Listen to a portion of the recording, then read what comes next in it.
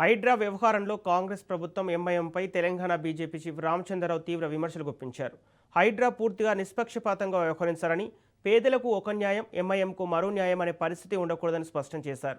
High court ఆదేశాల మేరకు ఎంఐఎంకు చెందిన అక్రమ ఇన్స్టిట్యూషన్స్పై ఎలాంటి ఆలస్యం చేయకుండా వెంటనే చర్యలు చేపట్టాలని ఆయన డిమాండ్ చేశారు. చట్టం ముందు అందరూ సమానమేనని, అక్రమ నిర్మాణాల విషయంలో ఎవరిపైన వివక్షత చూపకూడదన్నారు. ఒకవేళ హైడ్రా కాంగ్రెస్ ప్రభుత్వం ఎంఐఎంకు అనుకూలంగా పక్షపాత ధోరణి అవలంబిస్తే దీనిపై భారతీయ జనతా పార్టీ రాష్ట్ర వ్యాప్తంగా పెద్ద ఎత్తున ప్రజా పోరాటానికి దిగుతుందని రామచంద్రరావు హెచ్చరించారు. హైడ్రా చర్యలు రాజకీయాలకు అతీతంగా పారదర్శకంగా ఉండాలని బీజేపీ డిమాండ్ చేసింది.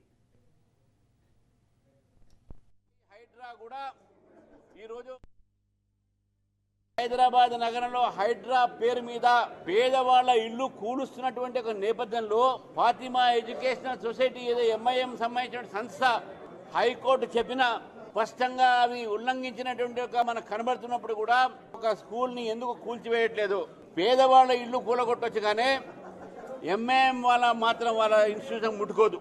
కేవలం పేదవాళ్ళ ఇల్లు కూలగొట్టడము, అమాయకుల్ని నిర్వాసన చేయడము, మరి ఎంఐఎంని మాత్రం ఇష్టం వచ్చినట్టు ఉల్లంఘించి అన్ని రూల్స్ని కూడా ఉల్లంఘించి చెరువుల పక్కన కట్టుకునేటటువంటి ఒక పర్మిషన్ ఇస్తుంది హైడ్రా. కాబట్టి ఈ హైడ్రా కూడా ఈరోజు నిష్పక్షపాతంతో పనిచేయట్లేదు. పేదవాళ్లకు ఒక న్యాయం అయితే ఎంఐఎంకు ఒక న్యాయము. కాబట్టి హైడ్రాని కూడా ఈ ఉన్న నేపథ్యంలో మేము డిమాండ్ చేస్తూ ఉన్నాం.